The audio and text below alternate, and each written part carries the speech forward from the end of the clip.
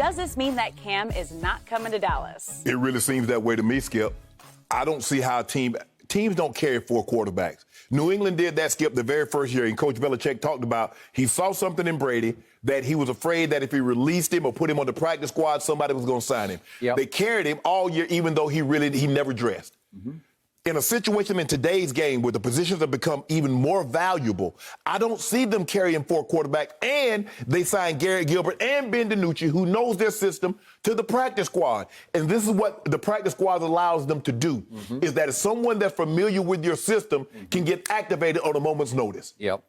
I don't see, Skip, Dak, Will Grier, Cooper Rush, and Cam. I just don't see how that happens, Skip. And I'm sorry, I know you was hoping for that. Like, look, this is a very similar offense. They have somewhat of a very similar skill set, but I just don't see it. And plus, Will Grier has a history with Doug Nussmeier. He does. So I think that had played a role in it. I do too. And so, Skip, I think right now where we are today, yep. Cam is probably, and I hate, Skip, I hate saying this because it's not like I'm hoping or wishing something like this happen, but Cam is probably going to have to wait for an injury in order for someone to call him. Because you're asking an awful lot. And like I said, I've spoken to people close to Cam, and he says, I have no problem backing up. But I just don't see this situation, the Cowboys, I just don't see Cam now in the mix here. Okay. Allow me to reiterate. As soon as I heard this on, what day was it? Monday. Late in the show, the possibility via Josina Anderson that the Cowboys would at least sort of kick the tires on Cam. Right. Check it out. Do their due diligence. Right. Home run for me, because I'm a Cam fan to start with. I love his outsized personality. And there's no place that loves big personality more than Hollywood, Texas. Right. America's team, the Dallas Cowboys. It seemed like a natural fit to me because now that Dak is a made man, $75 million he's going to make this year. He's got a dozen national TV commercials. Right. He's good. Right. He's in concrete where there's going to be no threat. Ain't no looking on no shoulder. No, not from Cam. In fact, I would like having Cam even in practice because Cam's such a big practice presence. I think it would push Dak a little bit in practice just because he would get a little more competitive with a Cam Newton than he would be with a Cooper Rush, who's done nothing. He's thrown. Here's his career stats. He's completed 1 out of 3 passes for a grand total of 2 yards. Right. But he's been in their system. He's been around them for 5 years. Yeah, it's Cooper Rush. What's that? Is Cooper Rush that high bar Jerry was talking about? That's the high bar he got it back up? Right. Well, I guess. And the problem became that Jerry had just raved on his radio show about Cooper Rush. We can do anything with Cooper Rush. That Kellen Moore is talking about. He can call any play for Cooper that he could call for Dak. So we trust him at the highest level. Well, baloney. Is he better than Cam Newton? Stop it. He's just not. Does Jerry not remember that we remember that he had just given Cooper Rush a 2-year deal, signed Andy Dalton, and cut Cooper Rush? He cut him, and he went to the Giants for a moment, and then came back. Does Jerry forget that we remember that? He's trying to sell Cooper Rush, and then all of a sudden, Cam gets released and is like, well, I just put my pride out on the line. Skip, he's trying to sell us something that he sold. Remember, he had it for 2 years and said, nah, we good. We'd rather have Andy Dalton. Yeah. So I guess he couldn't. He actually had him around for 3 years, 17, 18, and 19, but he was undrafted out of Central Michigan. Right. Well, you get what you pay for. He's just undrafted. I don't know. Is he a good guy? I'm sure he's a good guy to have around. Could he fill the bill? And remember, Dak Prescott, I keep telling you, he went from all-time durable. I thought that was his number one trait, was durability, to 2 surgeries on his compound fractured ankle, and now a mysterious arm, sort of a throwing muscle injury. I don't know what it is. Lat, I don't know what it is. Right. First it was a tear, then it was a strain. Now it's going to be okay. Yeah. Is it going to be okay? I don't know. Well, you got 7 days to figure it out. Okay, and with the Delta variant we just talked about hanging over everybody, you need to have a bona fide backup quarterback who can win you 1 game, 2 games, 4 games. Correct. I don't know. Yes. Last year, Andy Dalton was a victim of everybody got hurt. The offensive line was in shambles. He had his moments, but But I'll take Cam over Andy Dalton right now. The difference, Skip, is that when the offensive line broke down with Dak can make plays with his legs. He can make plays outside of the pocket. Andy Dalton was unable to do that. Nope. So you're trying to tell me that Cooper Rush, if the offensive line break down, he's going to be able to make plays outside of the pocket like Dak with his arm and his legs? Yeah. I don't believe he can. I believe Cam Newton would be more like Dak, being able to make plays off script than Cooper Rush. Plus, Cam is box office. Yeah. He's marquee value. Even if he doesn't play a lick, he's just around. He's Cam. Mm-hmm. Right. I told you yesterday, I got a DAK and a CAM. They're both first name, three-letter quarterbacks. So I love the fit of Cam. And then all of a sudden, my emotions were mixed because you may not remember this. Ahead of Will Grier's draft, I said, that kid can play. West Virginia, I remember. I watched him a lot at West Virginia. And I have no idea what happened at Carolina, but he had two chances, really just one full game at Carolina, and it was a disaster. He threw 3 picks in his one start, and he started another game and threw a pick 6, so he had no touchdowns and 4 interceptions. Then his foot got hurt, and he didn't play much more in that game. Right. 2 blowouts. It was a bad Carolina team in week 16 and 17, whatever. But listen, I saw him at West Virginia do big things, and I'm going to remind you, you brought up Doug Nussmeier. Coming out of high school, he was one of the top quarterback recruits as he could run, too. Right, yeah, dual threat. Dual threat. And he had one game in high school, he threw for an all-time national record, 837 yards, and he threw 77 touchdown passes, which was a national record. Right. And he went to Florida, which means he was the goods. Yeah, you go to SEC, yeah. Okay, so he goes, and Doug Nussmeier helped recruit him and coach him at Florida. Right. Something happened. He was a red shirt. Then his second year, he tested positive for a banned substance. It was over the counter, and he claimed he didn't know. I don't know what happened. Right. But everything went south, and he transferred to West Virginia, and then here he came. And listen, that last game I saw him play, it was a Friday night against Kyler Murray there in the cold.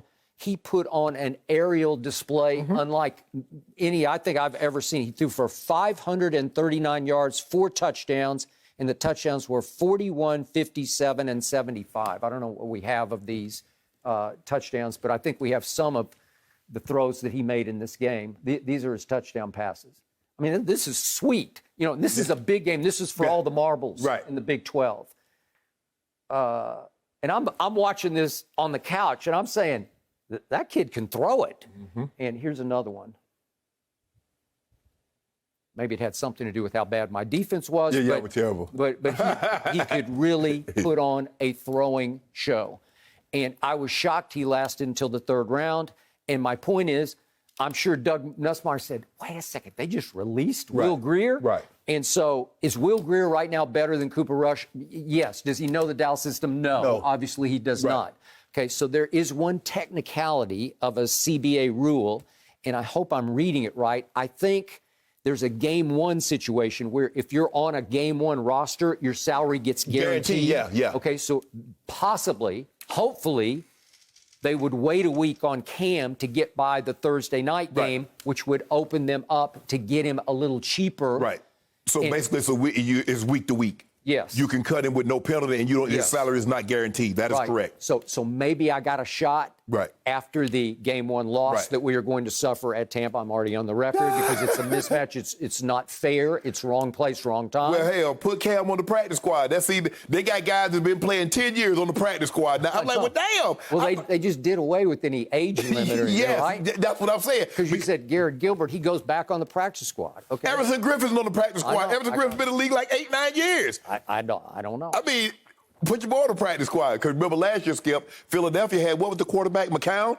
He was on the practice squad even though he was coaching high school. So if they needed a quarterback in a pinch, they would call him.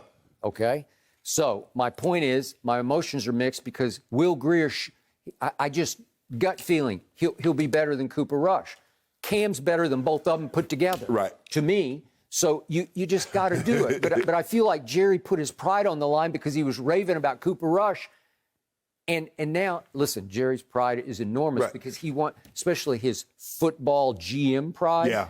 If he goes out there like, let me tell you how good this kid is, and then it's hard for him to back off that. Right. Well, Jerry will be correct until Cooper Rush has to play. As long as he doesn't have to play, Skip, there's no way to dispel what Jerry has said about Cooper Rush. Only when he gets his butt in the game. Yep. Because everybody loves to back up Skip until he has to play. I know. Yeah, we want him. We want him. And as soon as he go out there and throw 2 picks, boo, get him out the game. Well, he looked great against the Houston Texans, but what did you tell me? It's the Houston Texans, right, in the preseason game. Yeah. And then follow up to the game 4 for them, the last one this past Sunday. He didn't look very good against Jacksonville. No. Okay. And those are 2 of the worst teams in the league, and they happen to be in the same division. But you and Skip, you and I both know if something, and hopefully nothing happens to Dak, you and I both know Cowboys not winning the division if Dak's not your quarterback. Yeah, but listen, seriously. I saw Cam. The last time I saw Cam, he went 8-9, and he looked really good. Yeah. I just said the kid looked a little better. Yes.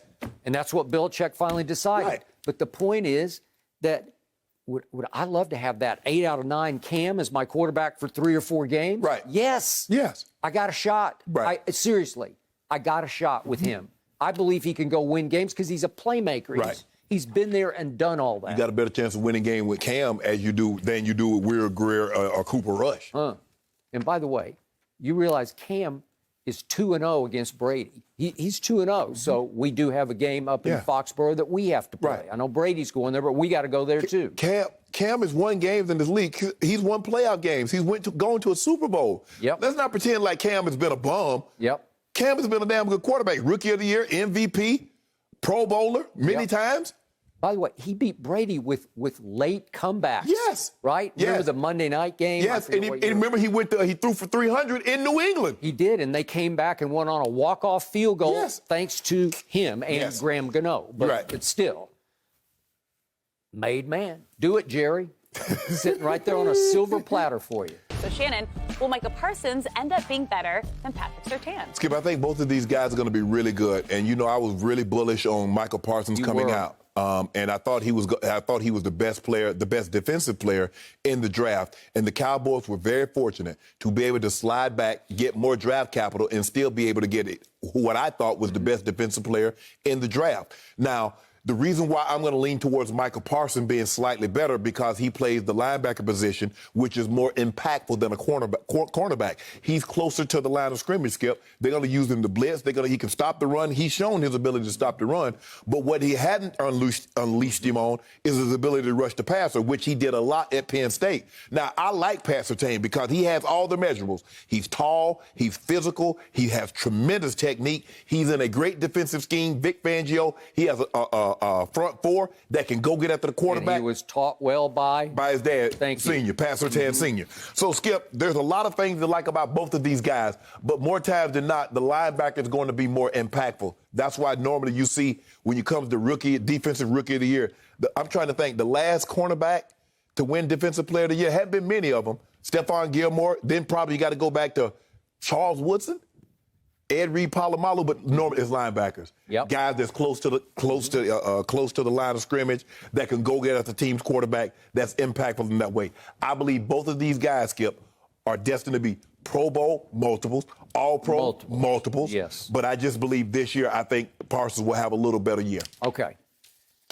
This is fascinating to me because it's almost going to become, on the NFL level, a Trey Young-Luka situation where they're kind of joined at the hip a little bit because forever they're going to be compared and contrasted because one team decided, I'll take him over him, and you know the story. And you go back and forth. Boy, Trey's coming on, but Luka's this. Back and forth. And, I'll go Luka over Trey. I'm not the biggest Luka fan, but it's just going to be an ongoing, raging debate. Correct. And Trey closed the gap a little bit this year, I thought. Okay? Similarly, maybe these aren't as glamorous of players in the National Football League. Because they're on the defensive side. They were quarterbacks. I got it. But still, you use the word impactful. I say both are going to be hugely impactful. Yes. And I'm about to argue a little bit against myself here, but you know how I went on record before the draft. You wanted Patrick Surtain Jr. Badly. His father was a really good NFL cornerback, and he mirrors his father. And I just liked him in interviews. He's so mature for his age. He's so confident in a good way. Yeah. And at that position, confidence is everything. Yeah. It can get destroyed at the cornerback position as quickly as it can at the quarterback position. Yes. Where you just lose all faith and hope. You just get lost. You're on an island. You're on an island. And I believe he is a lockdown, shutdown, solo corner that you can put on that best receiver and say, we're okay. We don't have to worry about him. I'm not saying he's Dion. He's a Pro Bowl cornerback. Yes. And I believe he is destined, I'm going to knock on wood for him, just injury-wise. You know, if he stays healthy, reasonably healthy, he could make 10, 12 straight Pro Bowls. He is that quality, that caliber of a player. He's more athletic than his dad. He's bigger than his dad. I believe his technique is better than his dad was at that point. Obviously, Skip, his dad taught him. So he went to a top-notch program in high school, I think St. Thomas Aquinas. He went to the best program in all of football, in college football, Alabama. So he's used to playing on big stage. Saban coaches the defensive backs. Yes. Okay. And so, Skip, I believe that he's equipped to be in this moment. So, unfortunately for me, your Denver Broncos were sitting at 9 and my Cowboys were sitting at 10 in the first round of this past draft. Correct. And I'm sitting there, and I know my Cowboys were sitting on Patrick Surtain. I just believe with all my heart and soul they were poised to take him at 10. And you know what happened? Denver said no, because I thought Denver might take a quarterback. I wasn't sure. I know they Yeah, I thought they were going to take. I thought they might take a quarterback also. Maybe Justin Fields was sitting right there, and Mac Jones was sitting there. Okay, so Dallas is shocked, like they pulled the rug right out from underneath us. And so Jerry says, "Okay, I'm out," and so they moved back 2 slots because Philly, wanted to go up to 10, to get Devontae, and they trade back 2 slots to 12 because now they're saying, well, next on our board is your guy that you said should have been first on their board, Micah Parsons. My issue with Micah was he had opted out of the previous, for COVID purposes, the previous year, so I didn't get to see a final year of him at Penn State. When I did turn on my TV the previous year, he would flash off my screen. Absolutely. Because he is everywhere on the football field. Okay. Now I'm going to hark back, speaking of impactful, to what the great Jimmy Johnson taught me from the start when he first took over in 1989. He said, I believe at any level, NFL, college, high school, you win with pass rush and cornerbacks. And they go hand in hand, obviously. They do. And sometimes your cornerbacks can save your pass rush if you don't have much of it. And many times the pass rush can save the cornerback. Correct. But he said those are his 2 priorities on the defensive side. Okay, so now to your question about Micah, can he rush the passer? I saw him rush at Penn State. I didn't see him rush a lot in the preseason, but I don't think they unleashed him a lot. Neither do I. Okay, so here's my point. If he can get you 8, 10 sacks a year, that kind of pass rusher, if he can be Von Miller-esque coming off the edge. Well, Skip, he's gonna be more Devin White-ish. Devin White, I think, had 8 sacks. Can he be that? I'll take that. Can he be impactful? But Von Miller is listed as a linebacker. Yeah, he is. Right? He is. Okay. And that's why he stands up a lot. That's why the Broncos didn't go in that direction, because they got Von and they had Chubb. Okay. Now, had they lost Von, maybe Micah Parsons is a viable option opposite of Chubb. Okay. But since they kept Von, they went to the cornerback position. And I thought it was probably going to be either a quarterback. I thought quarterback first, Mac Jones, Justin Fields, or they were going as Surtain was there. I think the biggest surprise, Skip, was Carolina taking J.C. Horn at 8. I think that was the shock. That was a lot of people like, over Surtain, over Parsons? Right. And I think Dallas was in the derby there with J.C. Horn.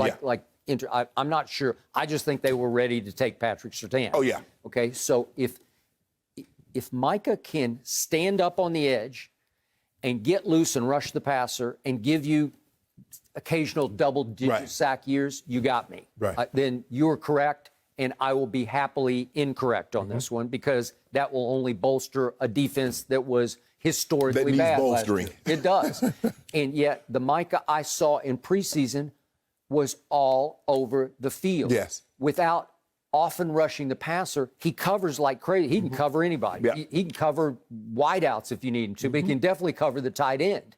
So my point is that, wait a second, you want to talk about nose for the football? Everywhere the ball was, he was in the middle of it. Right. Fumbles are happening. He's recovering. He's helping Keanu Neal dislodge a football. Right. He's got a nose for the ball Right. that you rarely see, and you can't coach it or teach it. So I'm going to give you that. But listen, when you have Patrick Surtain and it's Dion-esque, where you can just say, just take him. Right. Just take Julio, wherever it Right. is. Just take him. Just Right. take him out of the game. We trust you Right. over there with him solo. Right. Okay. Yep, he's going to have his growing pains because he's a rookie, and the guys are going to take advantage of some things that, as rookies, you don't really know all the techniques and all the little things like that. But with Von Miller and Chubb putting pressure, he shouldn't have to hold up very long. And the thing with this kid here, Skip, I don't know how much they're going to walk him to the edge. I think they'll blitz him like they do Devin White. You see Devin White's in his linebacker position, and the next thing you know, he's shooting the gap. He's getting matched up on a running back. He blows the running back up, and he's got your quarterback in the backfield. I think that's how they're going to use him. That's how I would use him because they're very similar. I believe he's a little faster than Devin White. Not the size. Devin White's a big man. Big man. He's a big man. I mean, but Mike is still a little slender. Yes. Right? Devin White is solid. He's like a block. And he's got a farmer's body, Skip, because he bought me a piece of land, and I got cattle and got all that stuff. So he's a man's man, strong. I believe that's how they're going to try and use Micah Parsons, like Tampa used Devin White. Is there some Levante David? Because remember the Super Bowl, what did he do to Kelsey? Yep. He took Kelsey out of the game. Okay. Yeah. Well, can Micah do a lot of that? He could, Skip, but it's going to take time. Levante David has been in the game long enough, and he knows. He's like, you know what? What I'm going to do is I'm going to try to get my hands on him, get physical. If I can just get physical, get my hands on him, the rush is going to be there. Their offensive line can't block our front four. So I can be ultra aggressive because why, Skip? We're playing two deep safety. I know I got help over the top. So I'm just going to take away the quick stuff, underneath stuff. And then if he gets deep, I got two safeties looking to blow him up. Yeah. So that's the way you have to play that, understanding that I got help behind me. I'm just going to get physical as I possibly can, take away the short stuff, and I know JPP and those guys, Shaq Barrett, they'll be there. And sure enough, right on cue. Okay. Bottom line, I hope I'm wrong about this. Because if I'm not, What? it just killed me. You can look at my timeline and my tweets. Yeah. I just fell on the floor when they took Patrick Surtain. Skip, it's just hard for me to see a scenario. Looking at this kid's ability, watching him in college, watching the way he plays, and I understand that it's preseason. Skip, it's hard for me to see a scenario in which this kid isn't successful at this level. I just don't see it. Okay. But you realize it left me with Anthony Brown at the other cornerback opposite Trevon Diggs, the other Alabama kid. I said I wanted an Alabama bookend. Right. I needed both of them because Trevon is going to gamble and he's going to get he's going to take beat, some chance. and he might burn you and you might burn him. Right.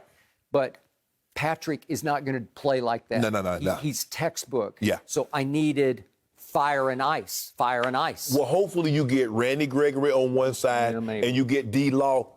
The 3-year-ago D-Law, not the last 2-year D-Law. If you can get that with Dorrance Armstrong and someone else, Skip. And mix in a little. Right. Okay. You might be good. Okay, because Anthony Brown, he's decent, but he's not great. He's Anthony Brown, Skip. Hey, and it's going to be a long, season. Trust me. Yeah, he's going to get. Yeah, he's going to be the guy that's going to get a lot of balls thrown his way. Right now, Tom Brady is watching the tape of Anthony Brown saying, it was like, Skip, who's ever opposite of Dion, they got all the balls thrown their way. Whoever's opposite of Rod Wilson got all the balls. Or Darrell Reeves. It just so happened that Crow was opposite of Reeves. But I don't think Anthony Brown is Crow. Anthony, get a good night's sleep before that Thursday night game at Tampa Bay. Before every game. Yeah. Thank you for watching. You can subscribe here to get the latest from the show, and be sure to check out more of the best clips from Undisputed, or go watch a few other segments from our other shows on FS1.